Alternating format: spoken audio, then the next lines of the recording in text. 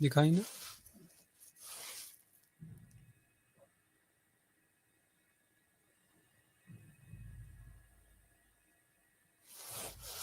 नमस्कार, मैं डॉक्टर अवधेंद्र प्रताप सिंह, सहायक आचार्य, कालीचरण पीजी कॉलेज और इग्नू का एकेडमिक काउंसलर हूँ। प्रिय विद्यार्थियों, पिछली व्याख्यान की भांति आज के इस व्याख्यान में पुनः BS 183 के अंतर्गत निहित पाठ्यक्रम अनुवाद सिद्धांत और प्रविधि पर चर्चा करूंगा। जैसा कि विदित है कि अनुवाद सिद्धांत और प्रविधि के अंतर्गत कुल 2 खंड हैं। प्रथम खंड के अंतर्गत कुल 6 इकाइयाँ थीं, जिस पर विस्तार से मैंने व्याख्यान दिया।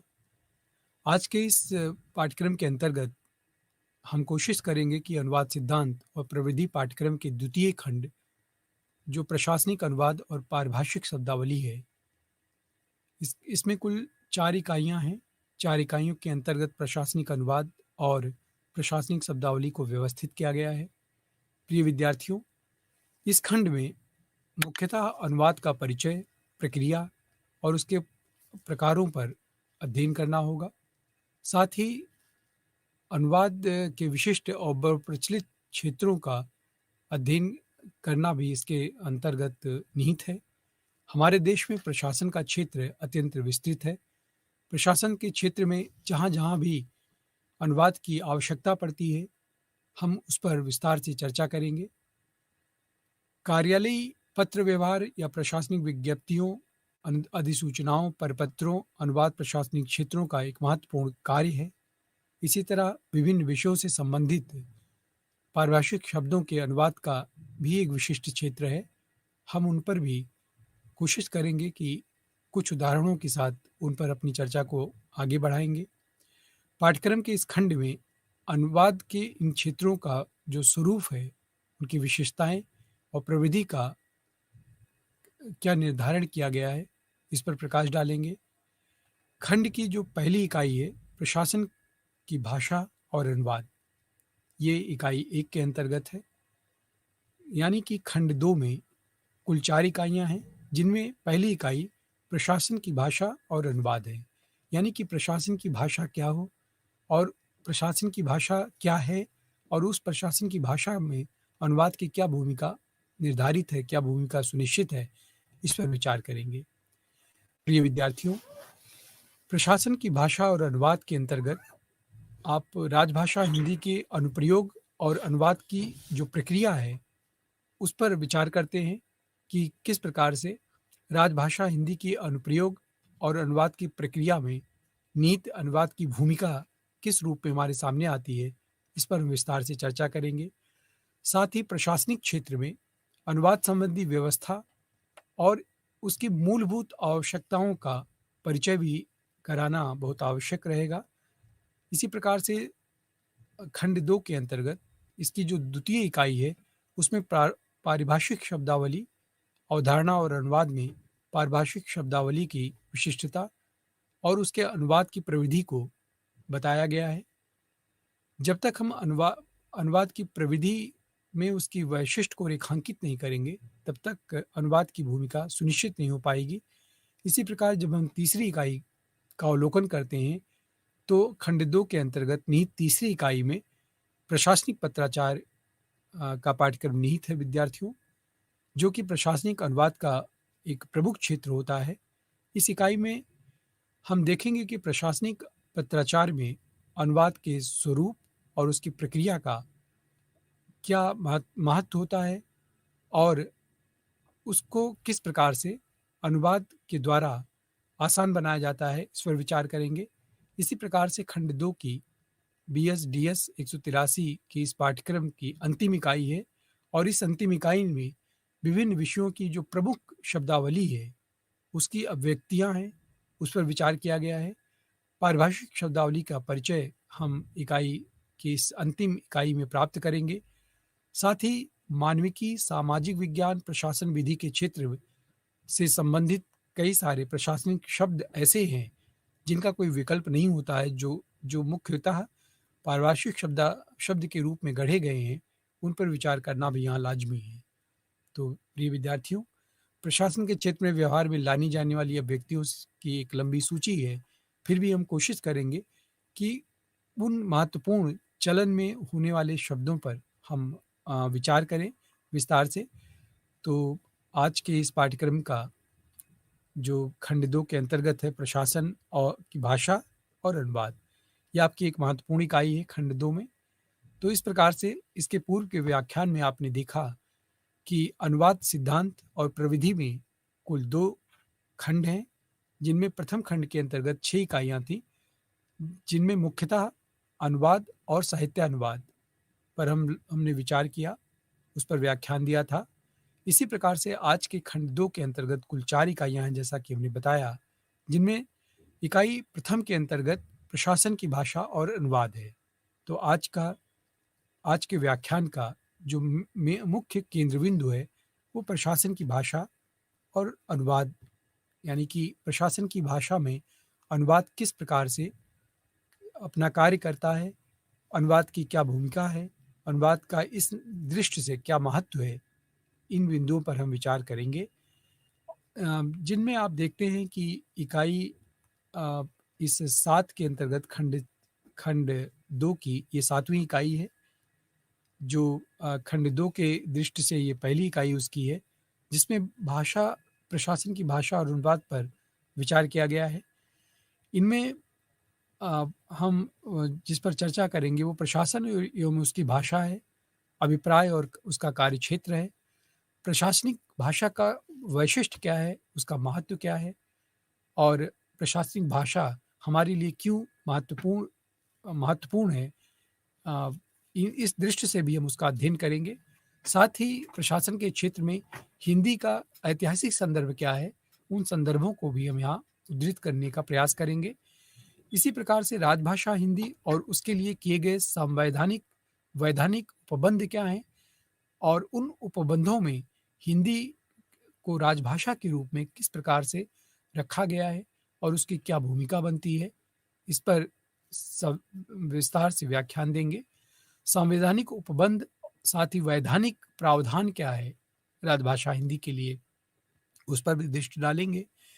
प्रशासनिक हिंदी की सामान्य हिंदी और साहित्यिक हिंदी से आखिर भिन्नता क्या है, क्या जो सामान्य हिंदी है, जो प्रशासनिक हिंदी है, वो किस प्रकार से साहित्यिक हिंदी से भिन्न है और दोनों किन किन बिंदुओं पर कहीं न कहीं एक जगह एक रूपता लिए हुए हमें दिखाई देती हैं, इस पर भी हम व्याख्यान देने का प्रयत्न करेंगे।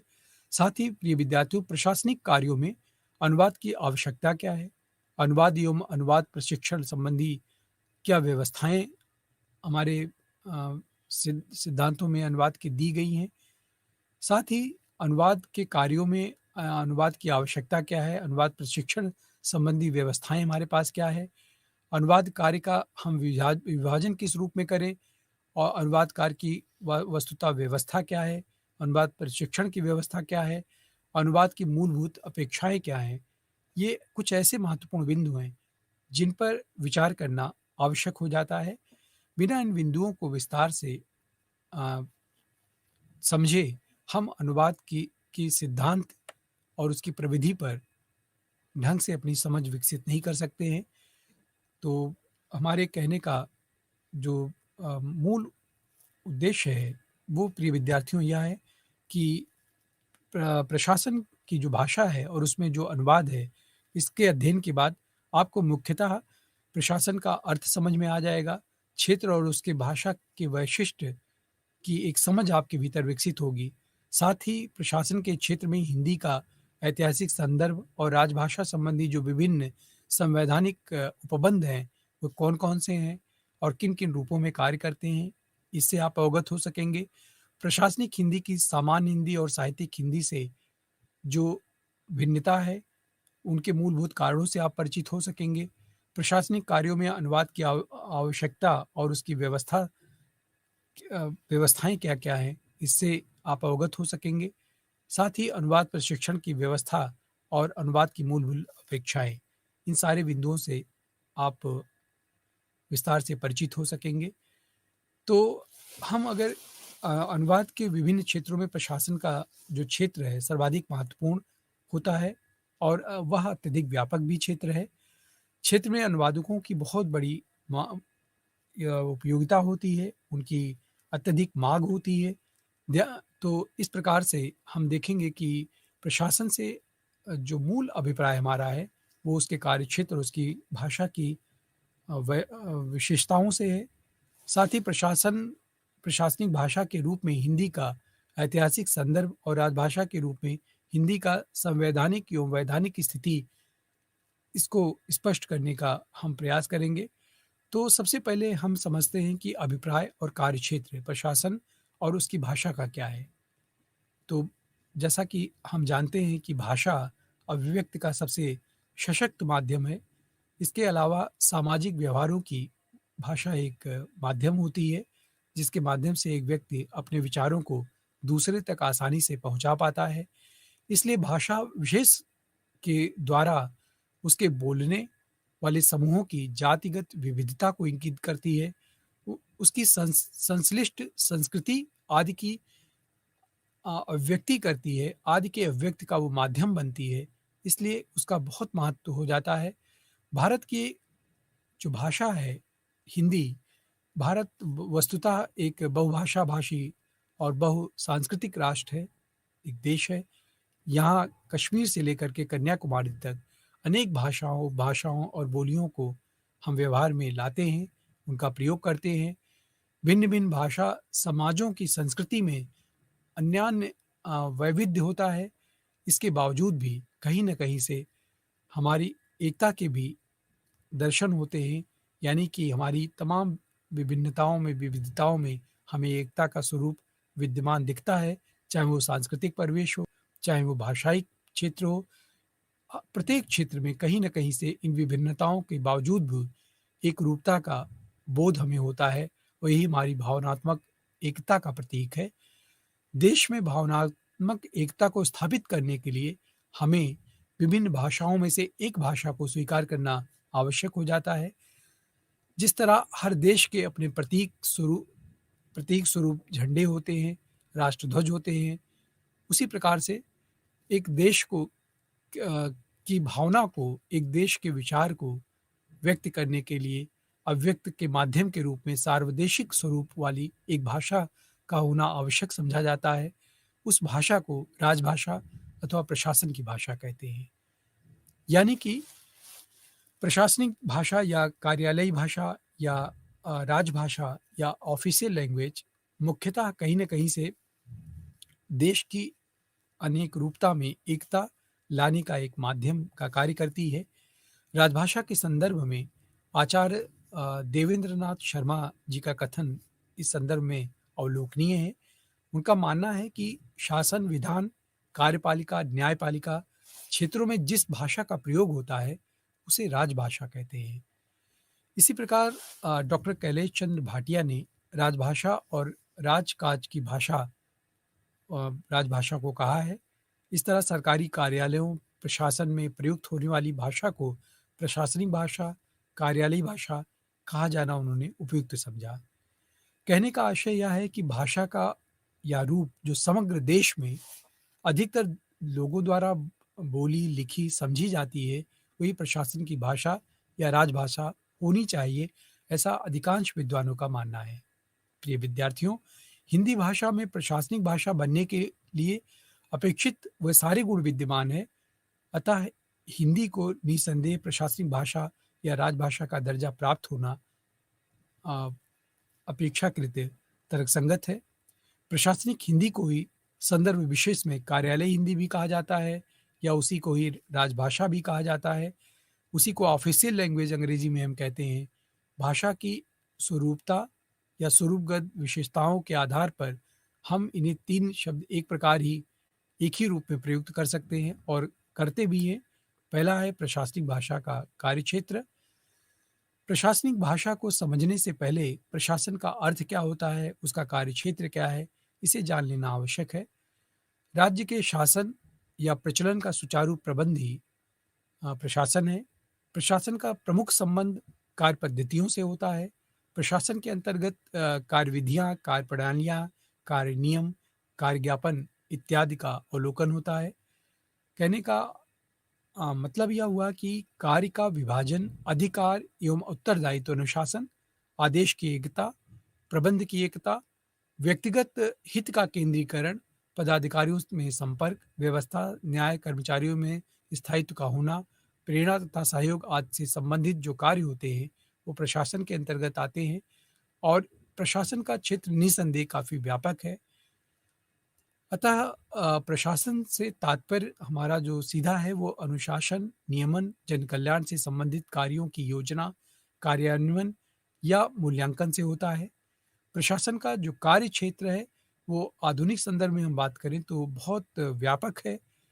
किसी सीमित दायरे में उसे बाँधना बहुत मुश्किल है, शायद असंभव जैसी स्थिति है। फिर भी प्रशासन को हम यहाँ केंद्र और राज्य की कार्यविधियों से संबंधित मानकर चल सकते हैं। इसलिए प्रशासन के कार्यक्षेत्र में मंत्रालय, विभाग, अधीनस्थ कार्यालय, संबद्ध कार्यालय, सरकारी बैंक, लिमिटेड कंपनियां, सरकारी बैंकों के अतिरिक्त सरकारी नियंत्रण में कार्यरत स्वशासी निकाय, सार्वजनिक क्षेत्रों के उपक्रम आदि आते हैं। भारत सरकार द्वारा संघ के शासकीय प्रयोजनों के लिए बनाए गए राजभाषा अधिनियम 1976 में केंद्र सरकार के अंतर्गत मुख्य रूप से निम्नलिखित संस्थानों में इसे शामिल किया गया है। का, खा और गा के श्रेणी में इसे बांटा गया है। का के अंतर्गत केंद्र सरकार का कोई कार्यालय, कोई विभाग, कोई मंत्रालय आता है। इसी प्रकार खा के अंतर्गत हम केंद्र सरकार द्वारा नियुक्त आयोग, समितियां और प्राधिकरण का कोई कार्यालय इसमें मान सकते हैं। इसी प्रकार गा के अंतर्गत केंद्र सरकार के स्वामित्व में या इसके नियंत्रण में या इसके अधीन जो निगम है या कंपनी के कार्यालय केंद्र सरकार के कार्यालय में शामिल हैं। इस प्रकार राज्य सरकारों के कार्यालय की परिभाषा के अंतर्गत राज्य सरकारों के उपर्युक्त जो स्वरूप है वो कार्यालय के अंतर्गत आते हैं। प्रशासन में हिंदी के प्रयोगों का कार्यक्षेत्र कहाँ-कहाँ तक है उसे भी जानना आवश्यक हो जाता है। संविधान में राजभाषा के स्वरूप में हिंदी को स्थान दिए जाने पर लोगों ने बहुत गंभीरता दिखाई। इसका प्रयोग होता है। का क्षेत्र के सभी प्रांतों में आमतौर पर हिंदी भाषा में अधिकांश कार्य संपन्न होते हैं। इन क्षेत्रों में स्थापित कंपनियों को स्थानीय केंद्रीय प्रशासन से पत्राचार अधिकांशतः हिंदी में करना आवश्यक होता है। न्यायालय, तहसील, न्यायपालिका, नगर पालिका, विद्युत बोर्ड, कलेक्ट्रेट, कानून व्यवस्था संबंधी कार्यालयों से भी इनके द्वारा पत्राचार होता रहता है। प्रशासन न केवल बाहरी कंपनियों या उस क्षेत्र में स्थित राज्य सरकार के कार्यालयों से संबंधित अपने कार्यों का निर्वहन करता है, बल्कि इसके इतर भी प्रशासन द्वारा संगठन के आवश्यक लेखन सामग्री, विभिन्न मदों के क्रय में संबंध की जाने वाली कार्रवाई हिंदी में करना सुनिश्चित करता है। नामपट्ट बनाना, रबड़ मोहरें आदि हिंदी में बनवाए जाने पर बल देता है। संपदा से संबंधित कार्रवाई जैसे भूमि अर्जन हुआ, आवासीय क्वार्टरों या प्रशासन का मुख्य अंग है। इसी प्रकार से आवंटन संबंधी आदेश भी हिंदी में निकाले जाते हैं। केंद्रीय प्रेषण अनुभाग जो प्रशासन का मुख्य अंग होता है, में अन्य स्थानों को भेजे जाने वाले पत्रों आदि पर हिंदी में उल्लेख करना आवश्यक कर दिया गया है। इसके अतिरिक्त प्रशासन के अन्य क्षेत्रों में संगठन के कर्मचारियों से संबंधित स्थापना, कल्याण, औद्योगिकी संबंध, सुरक्षा आदि के क्षेत्र में प्रशासनिक हिंदी का प्रयोग होना सुनिश्चित किया गया है। तो हम देखते हैं कि प्रशासनिक क्षेत्रों में हिंदी का प्रयोग का श्रेणी के अंतर्गत क्षेत्रों में एक तरह से अनिवार्य रूप से उसका प्रयोग होता है, उसका प्रयोग किया जाता है। कहीं न कहीं से इसकी हिंदी की उपयोगिता और उसके महत्व को बढ़ाने का एक प्रयास इस माध्यम से भी लगातार हो रहा है। तो इसी प्रकार प्रशासनिक भाषा का जो वैशिष्ट्य है, वह क्या है, उस पर भी विचार करना महत्वपूर्ण है। वस्तुतः प्रशासन या राजकाज में प्रयुक्त होने वाली भाषा को प्रशासनिक भाषा कहा जाता है। विद्यार्थियों, प्रशासनिक भाषा का स्वरूप सामान्य भाषा से थोड़ा भिन्न होता है। इसका समूचा स्वरूप सरकार की विशिष्ट कार्यप्रणाली पर आधारित होता है। यह कार्यप्रणाली के पीछे नीति सिद्धांतों से नियंत्रित होता है। वास्तव में सरकार एक अमूर्त सत्ता है और इसके द्वारा अधिकारों का उपयोग किसी अधिकारी विशेष द्वारा नहीं वरन अधिकारी समूह के द्वारा किया जाता है। इसमें किसी व्यक्ति विशेष का अधिकार नहीं होता है, किसी व्यक्ति विशेष के द्वारा ये व्यवस्थाएँ संचालित नहीं होती है, अपितु कहीं न कहीं से इसमें समूह बोध का या द्योतक है ये व्यवस्थाएँ। ये सरकारी अधिकारी, सरकारी तंत्र के विभिन्न अधिकारियों के बीच अलग-अलग स्तरों पर विभाजित होते हैं और यही कारण है कि प्रशासनिक हिंदी, विशेषकर कार्यालयी हिंदी की संरचना में वास्तविककर्ता का प्रायः लोप हमें दिखाई देता है। यदि वास्तविक कार्यकर्ता का प्रयोग भी है तो अप्रत्यक्ष रूप में या प्रतीक रूप में ही उसका प्रयोग होता है। कहीं वो एकाधिकार के रूप में हमें दृष्टिगत नहीं होता है। सरकारी अधिकारी का कोई भी निर्णय उसका निजी निर्णय नहीं होता है, अपितु वह सरकार के निर्देशों का केवल अनुपालन करता है, उसको क्रियान्वित कराने का प्रयत्न करता है। वह अमूर्त या अदृश्य सरकार का निर्णय होता है, जिसने अपने अनेक अधिकारों में से एक अधिकार या उसके किसी एक अंश को अपनी ओर से किसी अधिकारी को दे रखा होता है और वह अधिकारी अमूर्त सरकार की ओर से उस अधिकार का प्रयोग करता है या उन निर्देशों का पालन कराना सुनिश्चित कराता है। प्रशासनिक भाषा सरकारी कर्मचारियों, अधिकारियों के साथ-साथ जन सामान्य से भी संबंधित होती है क्योंकि प्रशासनिक जो भी व्यवस्थाएँ हैं, वो आम जनमानस के लिए हैं, आम जनमानस को सुविधाएँ प्रदान करने के लिए हैं। तो यही कारण है कि उनका सीधा जुड़ाव कहीं न कहीं से आम जनमानस से ही होता है। अर्थात जो लोग प्रशासन की व्यवस्था कर रहे हैं, जिनके लिए कर रहे हैं, उन लोगों का भाषा व्यवहार इससे जुड़ा होता है।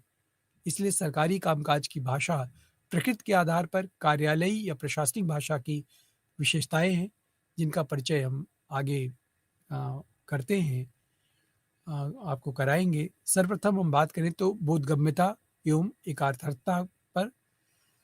बोधगम्यता और एकार्थता प्रशासनिक भाषा की पहली महत्वपूर्ण शर्त होती है। भाषा की बोधगम्यता यानी कि जो प्रशासनिक भाषा है, उसमें क्या बोधगम्यता है?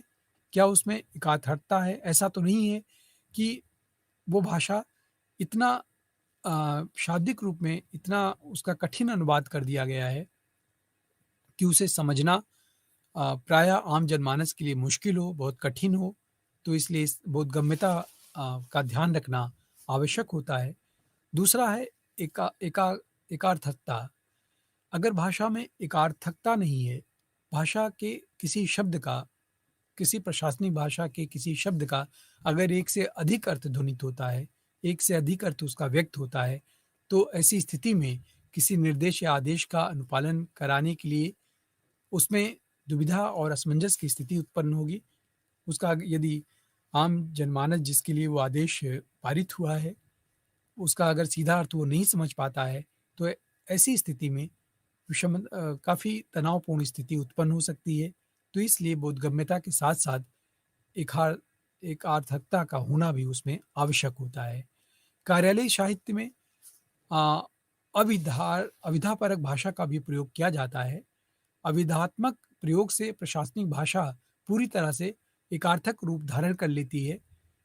इससे कथ्य में स्पष्टता आती है, कहीं न कहीं से पारदर्शिता आती है और संप्रेषणता उससे बढ़ जाती है और आम जनमानस की समझ में वो आसानी से आ जाती है।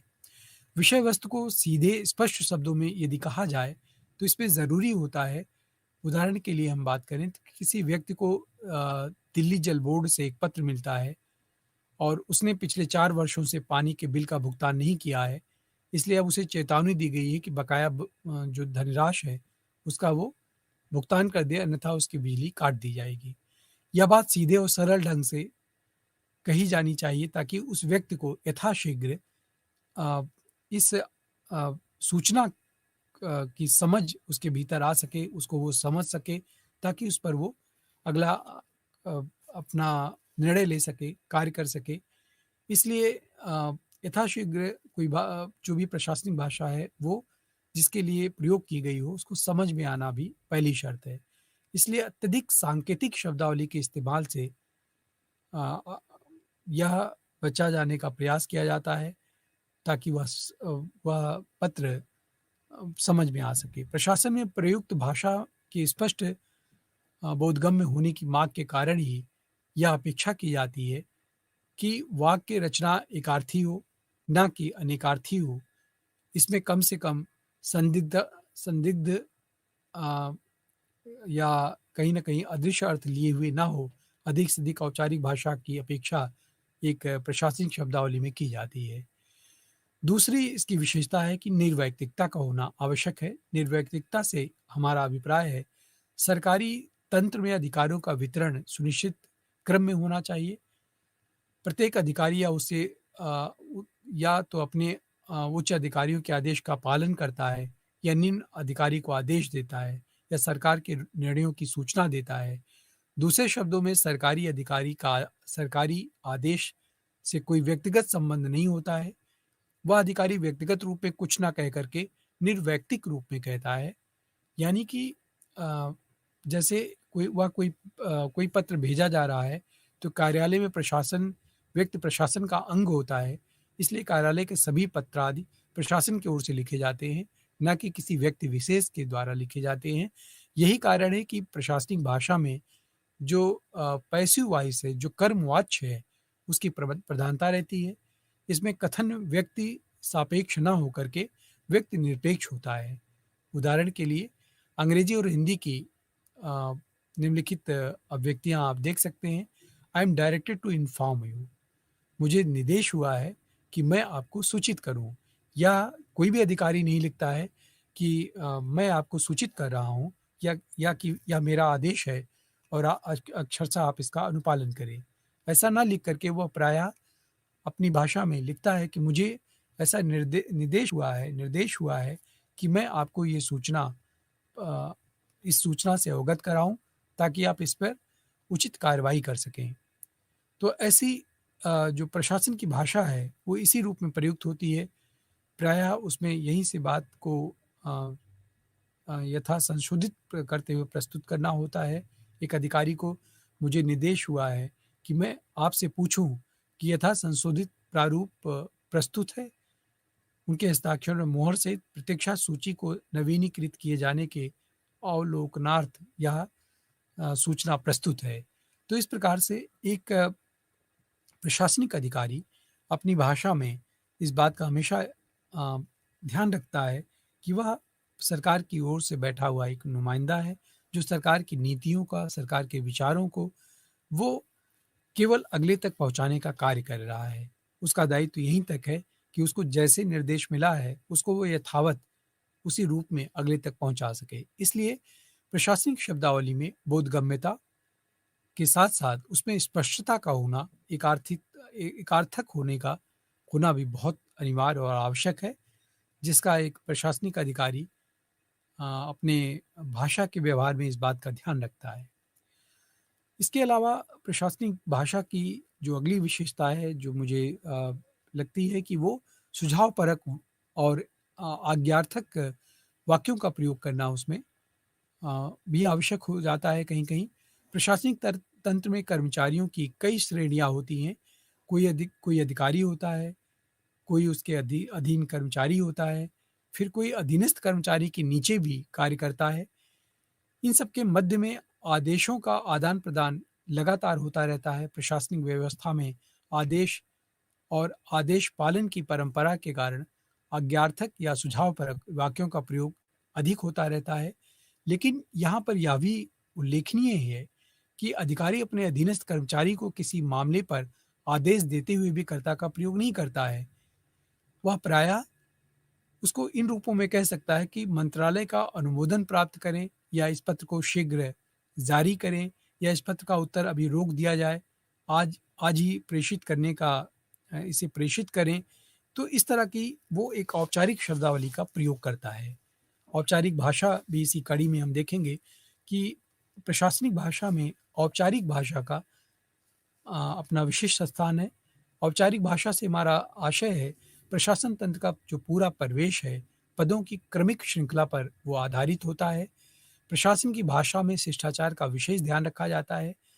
कभी किसी व्यक्ति को ये न लगने पाए कि अमुक व्यक्ति तानाशाह की तरह हमें आदेश दे रहा है या हमसे जबरन अन्यायपूर्ण कोई कार्य कराना चाह रहा है, किसी नीति में हमारी सहमति लेना चाह रहा है। तो इस ये सारी बातें उसकी भाषा से ही स्पष्ट होगा। तो इसलिए औपचारिक भाषा का प्रयोग प्रशासनिक अ, भाषा में किया जाना आवश्यक होता है। इसीलिए प्रशासन की भाषा में शिष्टाचार का विशेष ध्यान सदैव हमें दृष्टिगत होता है। प्रशासन की भाषा में शिष्टाचार औपचारिकता के कारण होता है। साधारणतः जब हम आपस में बात करते हैं तो बहुत औपचारिक हो जाते हैं, लेकिन जब प्रशासनिक कार्यालयों में अधिकतर औपचारिक भाषा का प्रयोग करते हैं, तब उसकी हमें अलग तरह की हमारी छाप या दृष्टि हम व्यक्त होती है। औपचारिकता और शिष्टाचार प्रशासनिक पत्राचार में जगह-जगह पर हमें दिखाई देता है। उदाहरण के रूप में हम अगर आपसे विद्यार्थियों साझा करना चाहें कि पत्र के आरंभ और अंत में कई प्रकार की औपचारिक अभिव्यक्तियों का प्रयोग हमें करता दिखाई देता है। जैसे हम प्रायः लिखते हैं कि सेवा में महोदय, प्रिय महोदय, सादर, पृष्ठांकन, धन्यवाद, सादर इत्यादि सम्मान सूचक शब्दों का या संबोधन सूचक शब्दों का हम प्रयोग करते हैं औपचारिक भाषा में। इसी तरह से प्रशासन की भाषा की जो अगली विशेषता है, उसे हम व्यवस्थित लेखन और व्यवस्थित एवं सुनिश्चित लेखन के रूप में हम देख सकते हैं। जो कार्यालयी साहित्य है, उसमें बँधा-बनाया ढाँचा होता है और उस ढाँचे की मर्यादा में रह कर के ही हमें पत्राचार करना होता है। कार्यालयी भाषा की एक सुनिश्चित एवं व्यवस्थित लेखन परंपरा होती है। इस तरह का साहित्य तैयार करते समय उसी बँधी-बँधाई परिपाटी का अनुपालन किया जाता है।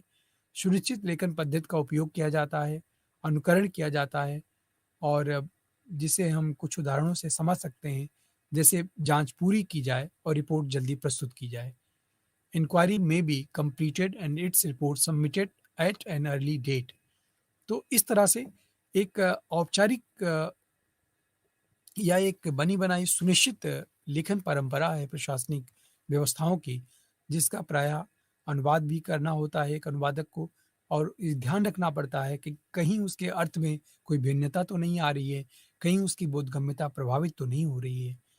कार्यालयी साहित्य की सुनिश्चित लेखन पद्धति के कारण ही हमें कई चीज़ों में समानता नज़र आती है। जैसे प्रशासनिक पत्रों की भाषा में हम अगर देखें, तो मानक अभिव्यक्तियाँ हमें दिखाई देती हैं। अधो अधो हस्ताक्षरित को निर्देश हुआ है कि आपके दिनांक के पत्र की संख्या की पावती भेजा जाए, वगैरह-वगैरह। तो या हम देखते हैं कि इस कार्यालय के पत्र संख्या अमुक-अमुक या अमुक दिनांक के द्वारा सूचना पहले ही भेजी जा चुकी है। तो इस प्रकार से कार्यालयी पत्रों में इसका अनुपालन करना बहुत आवश्यक हो जाता है। विशिष्ट शब्दावली भी प्रशासन की भाषा की महत्वपूर्ण कड़ी है। हमारी जिस प्रकार विभिन्न विषयों से संबंध शब्द उस विषय विशेष की विवेचना करने में समर्थ होता है, उसी प्रकार जब हम प्रशासनिक भाषा की बात करते हैं, तो हमारे सामने आए उसी प्रकार हमारे सामने ऐसी शब्दावली आती है, जिसका सीधा संबंध प्रशासन, सरकारी कामकाज अथवा कार्यालयों में प्रचलित कार्य पद्धति एवं कार्यप्रणाली से होता है। सामान्य बोलचाल की भाषा में प्रशासन की भाषा कुछ अलग होती है। वहाँ कहीं कभी नियमों का पालन करने की बात कही जाती है, तो कभी प्रपत्रों, संहिताओं, विधि और अधिनियमों आदि की ओर इंगित किया जाता है। कभी संवैधानिक रूप भी सामने उसका हमारे आता है। वहाँ फाइलों पर लिखी जाने वाली टिप्पणियों की भाषा होती है, प्रारूपों की भाषा होती है, ज्ञापनों की भाषा होती है, अधिसूचनाओं, विज्ञप्तियों और प्रपत्रों की भाषा होती है। तो ये सबकी अपनी बटी हुई एक निर्धारित भाषा होती है, जिसका अक्षरशः इसमें अनुपालन करता हुआ हमें दिखाई देता है। इस प्रकार के लिए कुछ विशेष शब्द रूढ़ हो जाते हैं, जो निरंतर उसी के क्षेत्र के लिए प्रयोग में आते हैं। कहीं मूल नियमावली, कहीं वित्तीय शक्तियाँ, कहीं अनुशासनिक कार्रवाई, तो कहीं कार्यालय कार्यविधि और कहीं आदेश और निर्देश। भाषा के स्वरूप के लिए विभिन्न संकल्पनाओं की सही एवं सटीक अभिव्यक्ति की दिशा में ही हमें विशिष्ट शब्दावली की आवश्यकता पड़ती है। प्रशासनिक जैसे अधिकारी, आयोग, कर्मचारी, ग्रेच्युटी, पेंशन, निलंबन, मंजूरी, सरकार, सहकारी इत्यादि ऐसे कुछ शब्द हैं जिनका बार-बार हमें उस संदर्भ विशेष में प्रयोग करना होता है। इनकी जगह पर प्रायः हम किसी पर्यायवाची शब्द का प्रयोग नहीं करते हैं। प्रिय विद्यार्थियों, प्रशासनिक हिंदी की शब्दावली के विभिन्न स्रोतों के हमें शब्द मिलते हैं। इसका कारण यह है कि प्राचीन भारत में राजकाज की जो भाषा है, वो संस्कृति थी। उसके अलावा पाली, प्राकृत, अपभ्रंश, उर्दू, अंग्रेजी जैसी भाषाएँ राजकाज से जुड़ जाती हैं। स्वतंत्रता के बाद हिंदी की राजभाषा बन जाने पर संस्कृत परंपरा के अनुकरण पर काफ़ी बल दिया गया। संस्कृत के बाद जब भारतीय भाषाओं में संस्कृत भाषा मिल-जुल गई, हिंदी में स्वीकृत हो गई, प्रशासनिक शब्दावली के अर्थ का मूला जो आधार था, वह अंग्रेजी के प्रशासनिक शब्दावली का अर्थ ले लेती है। लेकिन रूप संरचना की दृष्टि से हिंदी की प्रशासनिक शब्दावली के कई प्रकार हमें दिखाई देते हैं। जैसे हम बात करें तो शब्द निर्माण में मुख्य संस्कृत को आधार के रूप में स्वीकार किया जाता है। संस्कृत की संश्लिष्ट प्रकृति के कारण ही मूल शब्द उससे काफ़ी भिन्न मूल शब्दों का निर्माण किया जाता है। विधि शब्द से विधिक और संविधिक से वैज्ञानिक, विधायकी, विधेयक, संविधान, विधायक आदि शब्दों की रचना की जाती है, नए शब्द गढ़े जाते हैं।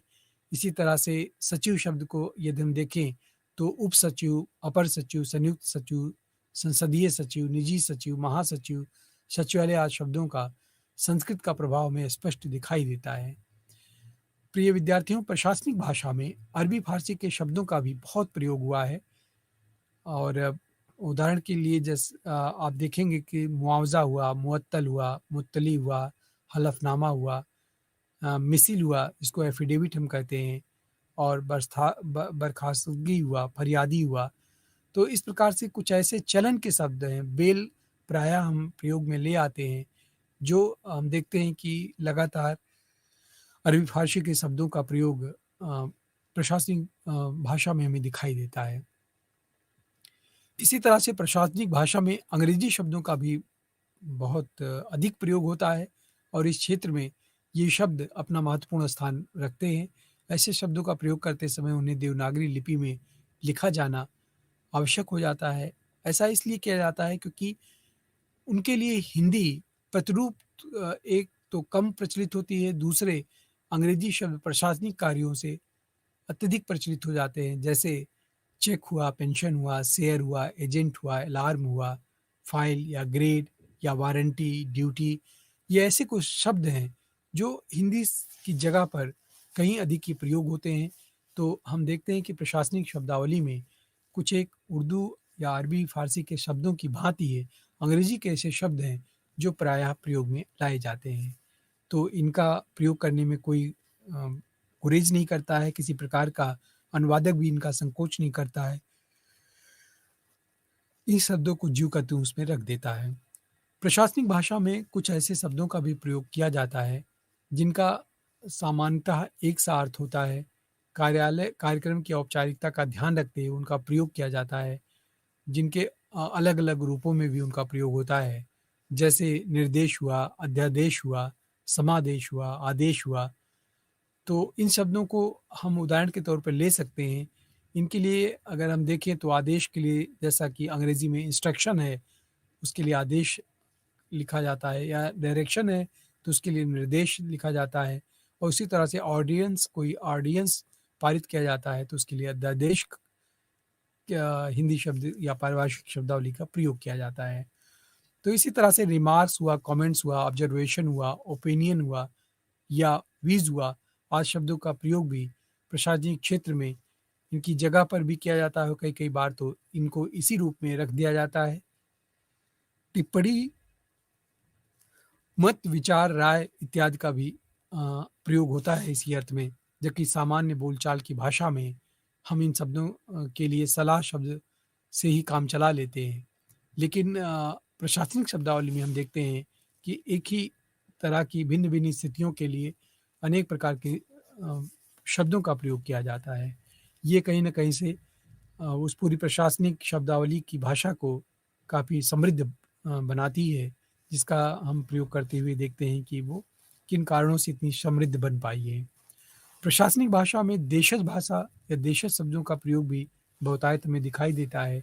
हिंदी के सामान्यतः बोलचाल के शब्दों का प्रयोग चलन में रहा है। कर्मचारी कार्यालय में भी किसी एक का प्रयोग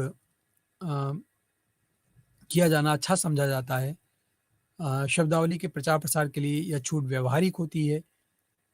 जिस जैसे कैंडिडेट हुआ, रिकमेंडेशन हुआ, कंडीशन हुआ, ड्राफ्ट या डेट इत्यादि शब्दों का प्रयोग हम कई बार ज्यों का त्यों कर लेते हैं और कई बार आवश्यकता पड़ने पर इच्छा अनुसार हम कैंडिडेट की जगह प्रार्थी, प्रत्याशी, उम्मीदवार या अभ्यर्थी कर देते हैं।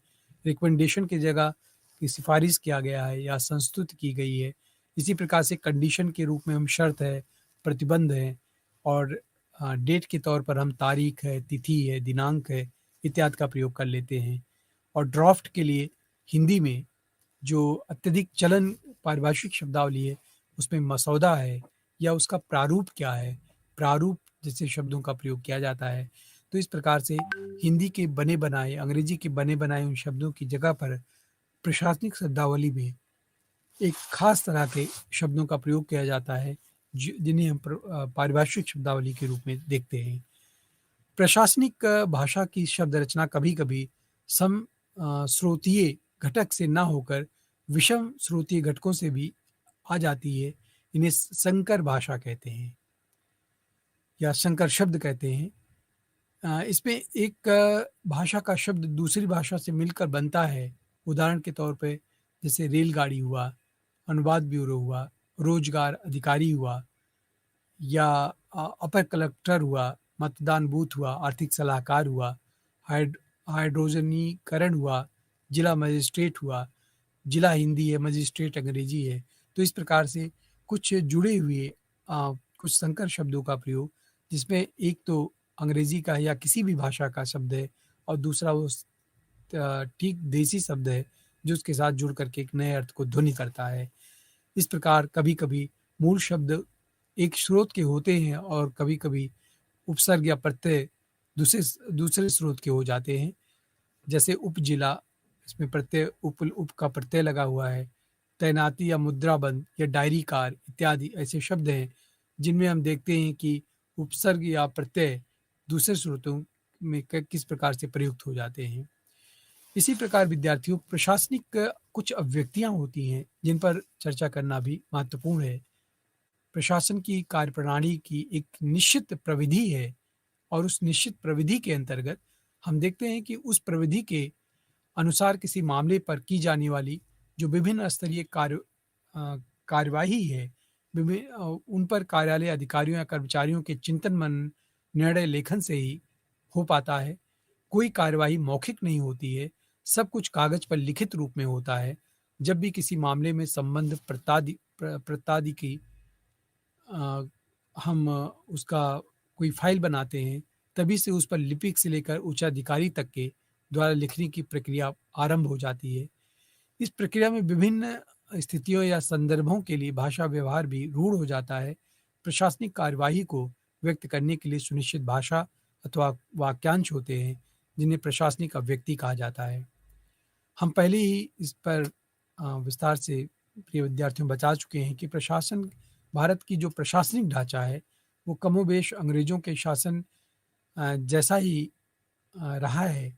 अतः जिस प्रकार को का अंग्रेजी के माध्यम से किया जाता था, उसको हिंदी के माध्यम से किया जाने का प्रयोग होता रहा। यही कारण है कि प्रशासन की भाषा की और अनौपचारिकता और एकार्थकता के लिए ये ज़रूरी समझा गया कि प्रशासनिक कार्यालय में बहुप्रयुक्त अभिव्यक्तियों का हिंदी रूप भी सुनिश्चित होना चाहिए, ताकि निर्णयों में या आदेश के अनुपालन में किसी प्रकार की कोई रुकावट ना आ पाए, उचित कार्रवाई में किसी प्रकार की समस्या न खड़ी हो सके।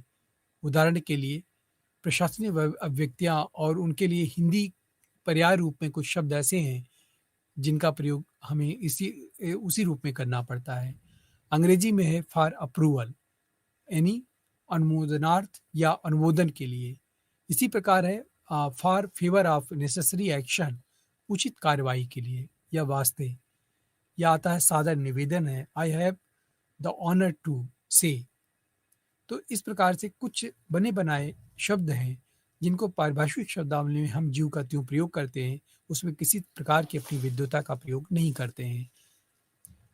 अ, उपर्युक्त ये जो उद्धरण है प्रशासनिक अभिव्यक्तियों के, वो भाषिक संरचनाएँ हैं, इन अभिव्यक्तियों में कुछ तो पदबंध हैं, कुछ वाक्यांश हैं, तो कुछ वाक्यात्मक हैं।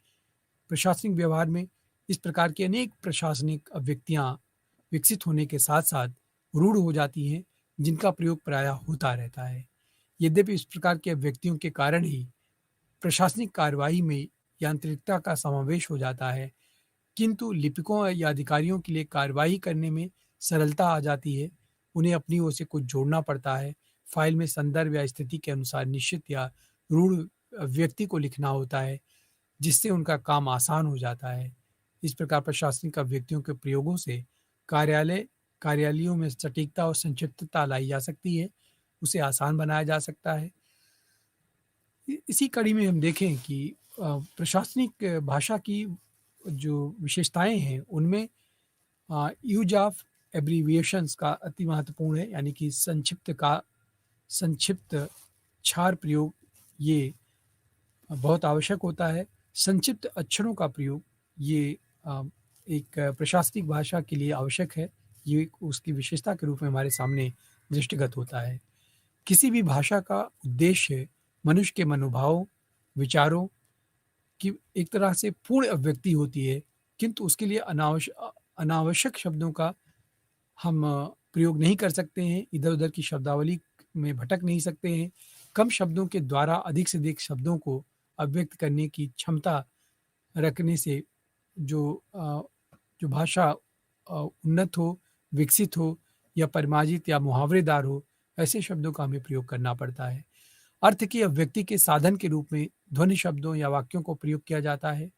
भाषा को उन्नत और परिमार्जित करने के लिए अर्थ का योग्य अभिव्यक्त के रूप में हमें प्रयोग करना पड़ता है। इसी प्रकार हम देखते हैं कि आधुनिक मानव कम समय में अधिक से अधिक विचारों या भावों को व्यक्त व्यक्त करने का प्रयत्न करता है। इस कार्य में उसको सहायता करते हैं संकल्पनात्मक विषय के एकल या एकाधिक शब्दों वाले संक्षिप्त रूप, जिन्हें हम संक्षिप्ताक्षर कहते हैं, यानी कि संक्षिप्त अक्षर के रूप में जिन शब्दों का हम प्रयोग करते हैं। इस तरह संक्षिप्त अक्षर से अभिप्राय है अल्प शब्दों अथवा अल्पाक्षर विन्यास से पूर्ण अर्थ की अभिव्यक्ति वाले शब्द। वहीं संक्षिप्ताक्षर श्रेष्ठ होते हैं, जो संक्षिप्त कलेवर वाले होते हैं, सरल होते हैं, असंदिग्ध होते हैं। उनका अर्थ श्रोता आसानी से या पाठक आसानी से समझ लेता है। शब्द विशेष के उस संक्षिप्त अथवा आंशिक रूप से ही पूर्ण शब्द में नीत विचार, भाव या संकल्पना के भावार्थ का बोध होता है। तो प्रशासनिक भाषा में संक्षिप्ति का बड़े पैमाने पर प्रयोग किया जाता है। अधिकांश पदनामों, विभागों, पारिभाषिक शब्दों का संक्षिप्तीकरण प्रायः विधि द्वारा किया जाता रहा है। जैसे उदाहरण के तौर पे हम देखें वीसी, जिसको हम वाइस चांसलर कहते हैं, या इसी प्रकार से बीडीओ है ब्लॉक डेवलपमेंट ऑफिसर, या वीडीओ है विलेज डेवलपमेंट ऑफिसर, या इसी प्रकार के डीडीए है दिल्ली डेवलपमेंट अथॉरिटी, तो आईसीसी इंटरनेशनल क्रिकेट काउंसिल है। तो ऐसे कई शब्द हैं जिनके लिए हमने संक्षेप में उन शब्दों के लिए शब्द गढ़ लिए हैं, जिनका बहुत बड़े शब्दों के प्रयोग से बचने का एक अच्छा तरीका है। तो इन पारिभाषिक शब्दों के माध्यम से प्रशासनिक व्यवस्था में इनका चलन है, जिनसे संप्रेषण में आसानी हो जाती है। संक्षिप्त निर्माण की यह विधि काफ़ी सरल होती है, लेकिन इसे दोषमुक्त नहीं कहा जा सकता, क्योंकि कई संक्षिप्त रूप अलग-अलग संदर्भों में एक समान निर्धारित हो जाते हैं।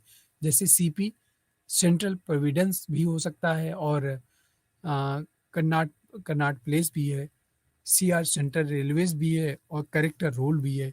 कॉन्फिडेंशियल रिपोर्ट में से कुछ भी हो सकता है। तो इस प्रकार से इसके एडी के भी हमें कई 3 रूप दिखाई देते हैं एडी के। एक तो असिस्टेंट डायरेक्टर हम बोलते हैं, या ऑथराइज्ड डीलर कहते हैं, एक एक्नॉलेजमेंट ड्यू हो जाता है।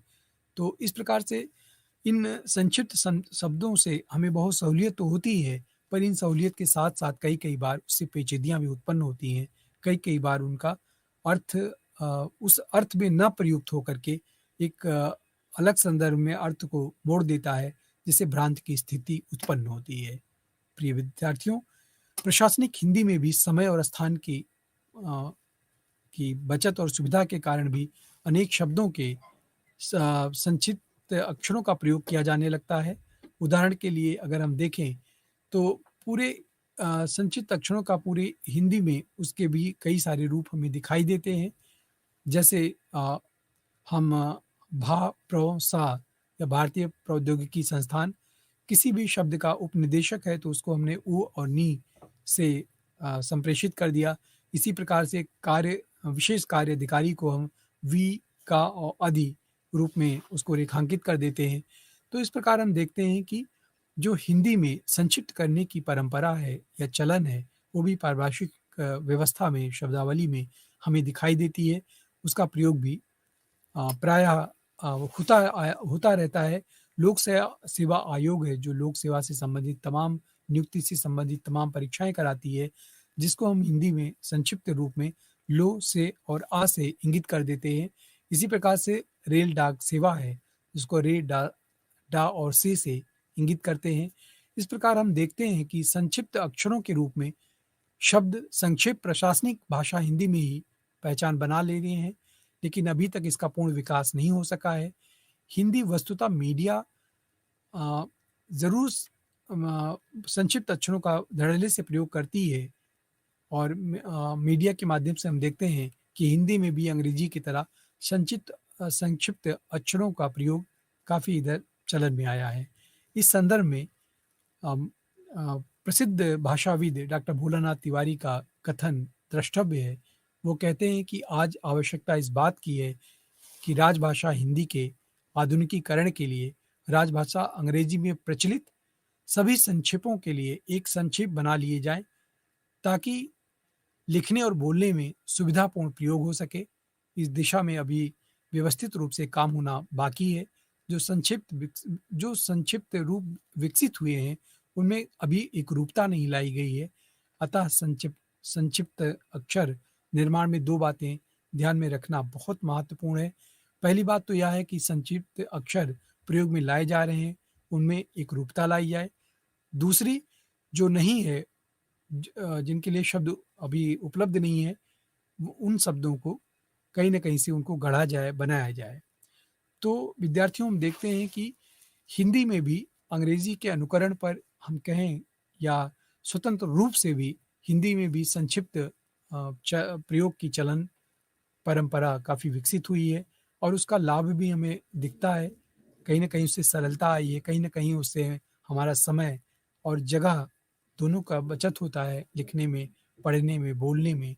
तो इस प्रकार से इन शब्दों का बहुत महत्वपूर्ण होता है और विशेष रूप से प्रशासन की भाषा के रूप में उसके महत्व को यदि हम देखें तो और बढ़ जाती है। इसी प्रकार से प्रशासन के क्षेत्र में हिंदी का जो ऐतिहासिक संदर्भ है, वह भी द्रष्टव्य है।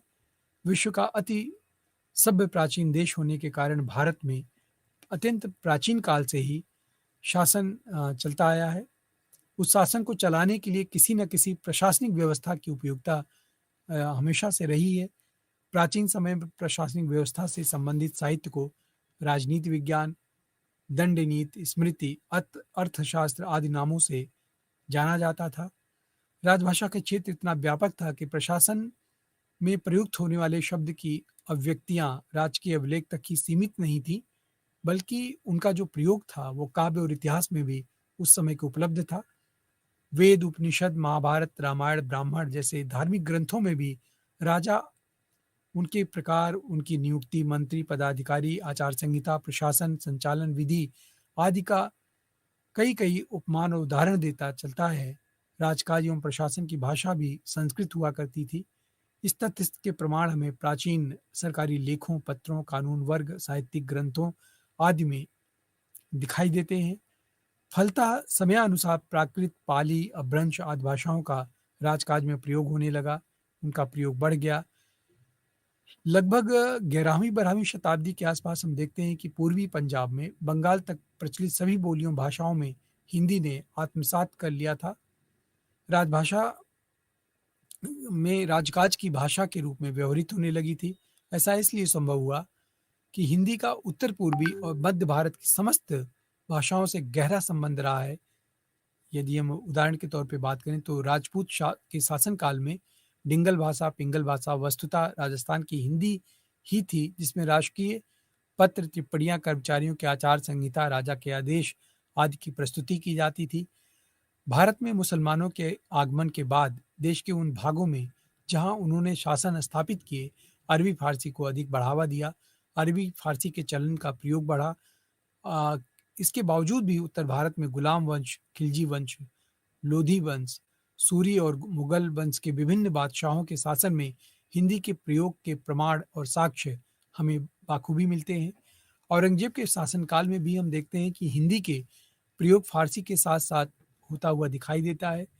मुगल काल की यदि हम बात करें तो उसमें सरकारी कामकाज में प्रयुक्त होने वाले शब्दों में सरकार, तहसीलदार, चपरासी, सिपाही, अमीन, दफ्तर, माल, मकान इत्यादि का भरपूर प्रयोग हमें दिखाई देता है। तो इस तरह से हम देखते हैं कि भाषा कभी भी किसी युग में बंध करके नहीं चली है और एक पारंपरिक तरीके से विभिन्न प्रकार से आए हुए शब्दों का प्रयोग उनमें होता आया है।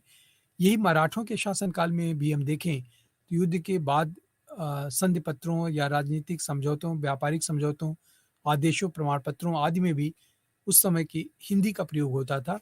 तो हिंदी की व्यापकता या उसके कार्यक्षेत्र की स्वीकारता हम इसी बात से अंदाज़ा लगा सकते हैं कि वो किन-किन कालखंडों में, किन-किन रूपों में प्रयोग की जाती रही है। अंग्रेज़ों ने अपने शासनकाल में तत्कालीन प्रचलित राजभाषा फ़ारसी को ही प्रश्रय दिया था निसंदेह, और हिंदी को स्थान उनके शासनकाल में नहीं प्राप्त थी। फिर भी हिंदी के जो चर्चित शब्द थे, जो बहुत चलन में थे, उनका प्रयोग होता आया था। सन 1835 ईस्वी में लॉर्ड मैकाले ने अंग्रेजी को भारत की शिक्षा और प्रशासन के रूप में स्थापित कर दिया था। धीरे-धीरे वह न केवल पूरी तरह से प्रशासन की भाषा बन गई, बल्कि शिक्षा, वाणिज्य, व्यापार, उद्योग के की भाषा के रूप में प्रतिष्ठित हुई। फिर भी अंग्रेजी शासन काल में यह महसूस किया जाता रहा कि भारत की भाषाओं को बहुत दिनों तक दबाया नहीं जा सकता है। यदि भारत के साथ व्यापार करना है, भारत से के साथ अपने फ़ायदे नुकसान को देखना है, तो इसके लिए आवश्यक है कि उसकी भाषा में ही उससे बात की जाए, उसकी भाषा में ही विचारों का आदान-प्रदान किया जाए। अतः उन्होंने हिंदी भाषा भाषी प्रदेशों में हिंदी को और अन्य प्रदेशों में वहाँ की भाषाओं को प्राथमिकता दी। माध्यमिक कक्षाओं में शिक्षा का माध्यम भी हिंदी को बनाने का निर्देश दिया। हिंदी को लेकर अंग्रेज़ों के विरुद्ध स्वयं अंग्रेज़ ही लड़ते रहे। इनमें उल्लेखनीय नाम फ्रेडरिक पिनकार्ट का है, जिन्होंने हिंदी के लिए बहुत काम किया और जिनकी रुचि और निष्ठा हिंदी को लेकर के अत्यधिक थी। फ्रेडरिक पिनकार्ट का यह एक बहुत महत्वपूर्ण योगदान है, जिसको हम सदैव याद रखते हैं। ब्रिटिश शासन काल से उनकी यह लड़ाई सन 1868 ईस्वी से प्रारंभ हुई थी और 32 वर्ष के जब वो थे, तब से लेकर के 1888 ईस्वी में श्रीधर पाठक को लिखे पत्र में उन्होंने स्पष्ट लिखा था कि 20 साल पहले मैं एकमात्र यूरोपियन था जिसने सरकार पर हिंदी के बारे में दबाव डाला था। 10 साल बाद इस नियम को बनवाने में सफल रहा। भारत जाने वाले अंग्रेजों के लिए हिंदी की परीक्षा पास करना अनिवार्य किया जाए। यह अपने समय के लिहाज से देखा जाए तो फ्रेडरिक पिनकार्ट का एक बहुत बड़ा स्टेटमेंट था, जिसे अपने सरकार के विपक्ष में जाकर के हिंदी को वकालत करके उस समय पिनकार्ट जी ने रखी थी। वास्तव में लोक भाषा में ही लोक आंदोलन होते हैं। राष्ट्रीय आंदोलन के दौरान दौरान भी हम देखते हैं कि जनता की जो भाषा थी, उसके आवाज़ को नहीं दबाया जा सकता था। राष्ट्रीय संघर्ष में हिंदी का संघर्ष जुड़ा हुआ था। गौरतलब है कि 19वीं शताब्दी तक प्रायः हिंदी के संघर्ष का जो केंद्र था, वो अदालती भाषा के रूप में या उसकी लड़ाई के रूप में हमारे सामने आती है। और हिंदी का राष्ट्रीय संघर्ष लगातार चलता रहा। लोकमान्य गंगाधर तिलक या गोखले, लाला लाजपत राय, मदन मोहन मालवीय, महात्मा गांधी, राजर्षि पुरुषोत्तम दास टंडन और जवाहरलाल नेहरू इत्यादि, राम मनोहर लोहिया आदि उस समय के प्रायः सभी नेताओं, साहित्यकारों तथा जागरणकर्ताओं ने राष्ट्रीय आंदोलन में हिंदी और हिंदी के साहित्यकारों के प्रयास को रेखांकित किया। स्वाधीनता के पश्चात विद्वानों का ध्यान इस तथ्य की ओर आकर्षित हुआ कि भारत वर्ष में स्वाभिमान और गरिमा के अनुकूल हिंदी को प्रशासन की भाषा के रूप में विकसित किया जाए, ताकि स्वाभिमान स्वतंत्र राष्ट्र का अभिन्न अंग हो सके। तो प्रिय विद्यार्थियों, इस प्रकार हम देखते हैं कि हिंदी का जो प्रशासनिक स्वरूप है, हिंदी का जो प्रशासनिक व्यवस्था है, जो उसकी भाषा का चलन है, वो न केवल वर्तमान में, अपितु इसके पूर्व में अंग्रेजों के शासनकाल में या उसके पूर्व में हम देखते हैं मुगलों के शासनकाल में हिंदी की जो प्रशासनिक पैठ है, हिंदी भाषा का जो प्रशासनिक क्षेत्र में प्रयोग है, वो होता आया है। तो इस प्रकार से वर्तमान में हिंदी का महत्व और बढ़ जाता है, क्योंकि प्रशासनिक भाषाओं में विचारों के आदान-प्रदान के माध्यम के रूप में हिंदी का प्रयोग होता है। हिंदी हमारी राजभाषा है और राजभाषा होने के नाते हिंदी में उसके चलन पर बल दिया जाता है। लगातार प्रयास किया जाता है कि एक ऐसी पारिभाषिक शब्दावली बनाई जाए, जिसमें किसी प्रकार की अ, आशंका या दुविधा या अर्थद्वैता की गुंजाइश ना हो, ताकि उससे सही-सही बात को पूरी तरह से संप्रेषित किया जा सके। तो ये हमारे हिंदी भाषाभाषियों का बहुत बड़ा योगदान है। तो इस प्रकार से आज के इस व्याख्यान को मैं यहीं विराम देता हूँ, और इस व्याख्यान के अगली अगली कड़ी में हम इसकी राजभाषा हिंदी और उसके लिए किए गए जो संवैधानिक प्रावधान हैं, उस पर विस्तार से चर्चा करेंगे। तब तक के लिए प्रिय विद्यार्थियों, नमस्कार। बहुत-बहुत धन्यवाद।